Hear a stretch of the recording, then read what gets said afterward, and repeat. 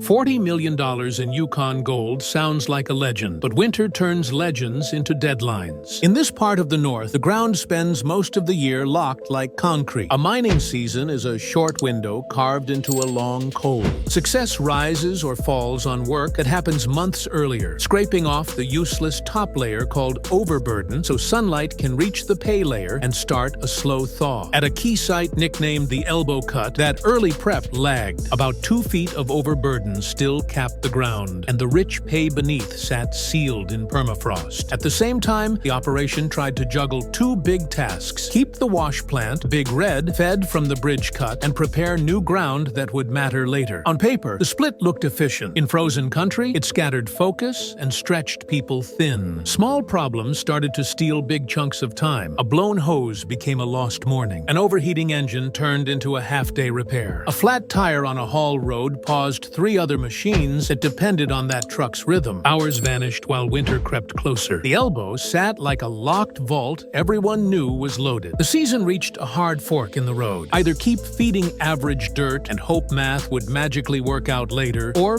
pivot now, accept the pain up front, and unlock the one cut that could save the year. That choice would burn cash instantly. Fuel, parts, manpower. But waiting would burn the season itself. The challenge sharpened into a single idea. A headline goal, a frozen gate, and a countdown that refused to slow down for anyone. In the Yukon, excuses freeze faster than pay dirt, and the only way forward is to earn each hour before winter takes it back. Breaking frozen pay is not clever. It is force done with discipline. Priorities flipped to the elbow. The overburden came off fast, and the face opened just enough for the next step. Dozers dropped steel rippers into the ground and dragged long scars through earth that had resisted for centuries. To speed the fight, an extra D11 dozer rolled onto the site. A D11 is more than a machine. It is a bargain with time. Spend diesel now to buy days later. The cost arrives with every hour the engine turns, but the payout is ground that finally gives. The site shifted from scattered effort into a single push with one purpose. Fuel trucks moved in tight loops, so iron never waited at a pump. Mechanics stayed ahead of failure. Hoses changed before they burst. Belts tensioned before they slipped. Bearings greased before heat built. Fluids tested before a warning light flashed. Preventing a breakdown is cheaper than surviving one. And in a short season, it is also the difference between ounces counted and ounces lost to the calendar. Operators met patches that stopped the big dozer cold, eased back, and bit again until the frost cracked and the face relaxed. The work was noise, vibration, grit, and patience. Nothing about this phase looked graceful. Yet the rip lines lengthened, stockpiles formed, and the cut began to breathe. Excavators peeled away shattered chunks, loaders staged fresh pay, and trucks learned a new loop that served Big Red first. The goal stayed simple and urgent: build a steady queue of clean, thawed material so the plant could finally eat the good stuff before the first serious snap of winter reclaimed the valley. After 3 long days, ripping, pushing, staging, refueling, checking, and then doing it again, the elbow stood ready for the only test that settles arguments in gold country: sluicing that turns guesses into ounces and plans into totals. Big Red woke to the sound of risk and hope moving side by side. Conveyors carried elbow dirt across steel, and attention fixed on the sluice like a heartbeat monitor. Miners watch for the same signs everywhere: dense black sand settling in the riffles and the small, heavy flashes of yellow that say the grade is real. Every shovel, every gallon of diesel, and every tug on a wrench points to this moment. The first cleanup reached 282.3 ounces, and the mood changed the instant the number landed. That total did more than calm nerves. It proved the late costly pivot was correct. The extra D11 stopped looking like a diesel bonfire and started looking like a bridge across a planning mistake. Confidence rose in the only way that matters on a mine site, measured in heavy metal, not in speeches. Radio chatter eased. Tasks moved faster. The loop tightened into a calm rhythm. Dig, load, haul, feed, clean, repeat. The weather still pushed back. A cold snap stiffened steel, made hoses brittle, and tested batteries that had already given too many early morning starts. A surprise rain slicked the haul roads, softened berms, and dared trucks to slip. Yet a strong cleanup changes the balance of every decision that follows. With proof on the scale, each new problem looked like a speed bump, not a wall. Mechanics made quick, pre-planned swaps instead of emergency rescues. Dispatch kept trucks in motion, rather than letting them stack up at the hopper. The mission's set like concrete. Keep the elbow flowing, keep Big Red full, and starve downtime before downtime starved the plant. Mining has no room for magic. It has room for systems that protect minutes, because minutes become ounces and ounces decide seasons. The first win put belief back in the loop, and belief on a frozen clock is its own fuel. Production turned into a logistics ballet that looked simple only because every detail was hard. Trucks cycled without stacking at the hopper. A clean approach, a quick dump, a safe exit, then back to the face. Loaders timed their bites so belts never starved. Dozers kept the face tidy and safe, shaving off waste, pushing good dirt forward, and keeping haul roads crowned so water ran away instead of pooling into soft traps. Mechanics treated the plant like a heartbeat, where parts came off before they failed, because a burst hose at night can erase a whole shift and crack morale. Even the fuel plan mattered down to minutes. A poor refuel route can block a pit, strand a loader, or create a quiet traffic knot that steals an hour without anyone noticing. When the puzzle clicks, a site feels like one machine with many hands. The next major cleanup confirmed momentum with 382.4 ounces in a single week, even while frost crept lower on the hills and daylight slipped away a little earlier each day. Totals like that come with a second gift: focus. Excuses fade, turns tighten. Inspections get quicker and smarter, not lazier. Operators clean windshields, clear steps, and stage tools because minutes count more at the edge of winter. Weather kept reaching for the steering wheel. A storm chewed at haul roads and turned the yard into a muddy maze. A cold blast made hoses stubborn, seals hard, and batteries slow. Discipline answered back, reshaped roads to shed water, staged parts to kill delays, warm meals at the right times to keep hands steady, and fuel that always arrived before a gauge hit red. The loop held, ounces stacked. A headline claim turned into arithmetic that could be trusted. Production is not luck.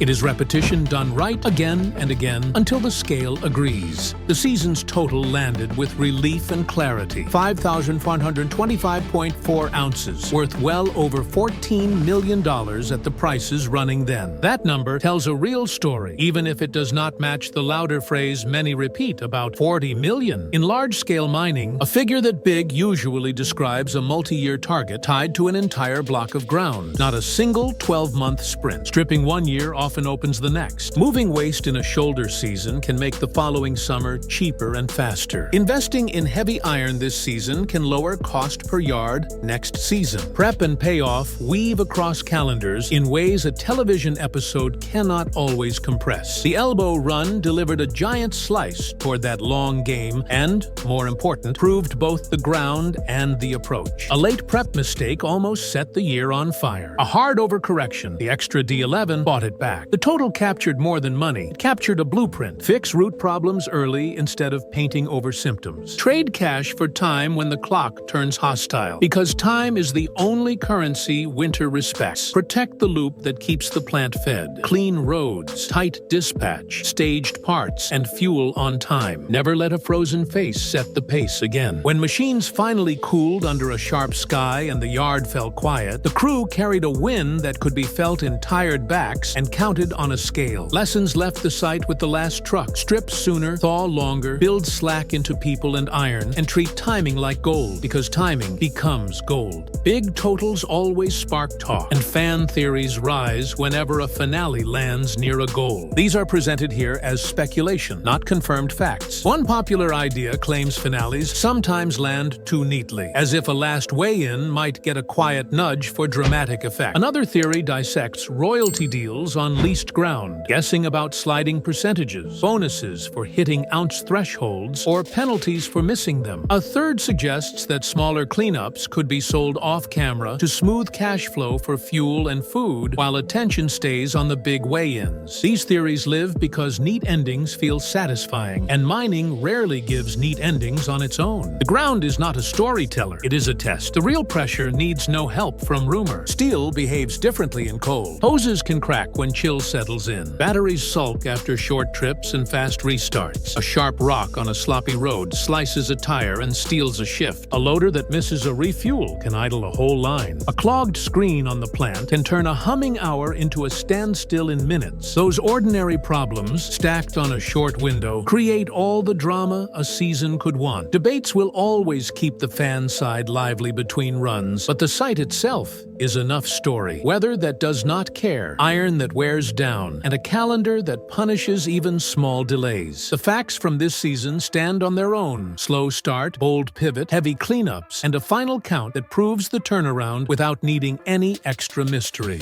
Past seasons add weight to the way new ones are judged. The Hoffman Crew's Guyana chapter remains a clear warning. Huge promises, jungle mud that swallowed equipment, parts that failed again and again, and gold that never appeared in meaningful amounts. Early series cracks surfaced when Jimmy Dorsey left and later aired frustrations, a reminder that team trust is a resource that can run dry under stress. The famous 100-ounce wager between Parker Schnabel and Todd Hoffman pushed a rivalry into real stakes, measured in heavy metal instead of words. None of those moments needed editing to feel tense. They taught viewers that mining is not just gear and dirt. It is cash on the line, reputations on the line, and teams that can bend or break when the ounces do not show. Against that backdrop, the elbow season reads like a mature answer to past chaos. A late prep mistake was not hidden. It was faced, paid for, and flipped into a turnaround that showed up on the scale. The 282.3-ounce first hit proved the cut. The 382.4-ounce week confirmed the pace. The 5,225.4-ounce finish closed the book with a solid win inside a realistic frame. Old stumbles did not repeat. Old lessons finally paid rent. Viewers who remember Guyana, the early mutiny, and the gold wager watched this season with sharper eyes and found a different story. Not a perfect run, but a disciplined recovery that respected the order the Yukon demands. Prep first, production second, weather always in mind. A clear blueprint stands out across the arc and points to what should happen next time. Strip early so the sun can do its quiet work for as long as possible. Expose pay well before the rush and keep it open through every warm day available. Budget for at least one machine that can bully permafrost if the calendar slips. One piece of iron that scares the problem instead of three that only annoy it. Build a fueling and parts loop